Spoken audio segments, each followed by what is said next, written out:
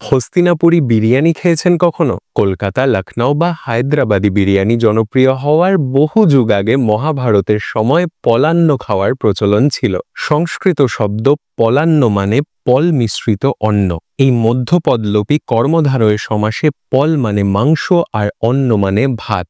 বৈদিক যুগ থেকে প্রচলিত পলান্ন কৌরব আর পাণ্ডবদের সমান প্রিয়। কথিত আছে যে বিরাট রাজার সাম্রাজ্যে যখন সস্ত্রীক পঞ্চপাণ্ডব অজ্ঞাতবাসে ছিলেন, তখন পাচকের ছদ্মবেশে থাকা ভীম প্রথমবার পলান্ন রান্না করেছিলেন। আবার নল দময়ন্তী উপাখ্যান খ্যাত রাজা নলের লেখা পাক দর্পণে পলান্নকে সুস্বাদু, পুষ্টিকর, উপকারী আর শক্তিবর্ধনকারী হিসেবে বর্ণনা করা হয়েছে। মজার ব্যাপার হলো, আমরা যাকে পোলাও বলি সেটা আসলে পলান্ন শব্দটারই অপভ্রংশ। তাহলে যে রেসিপিকে আমরা মোগলদের আবিষ্কার হিসেবে চিহ্নিত করে এসেছি, তার ব্লু প্রিন্ট আজ থেকে ৫,০০০ বছর আগে ভারতবর্ষে তৈরি হয়ে গিয়েছিল।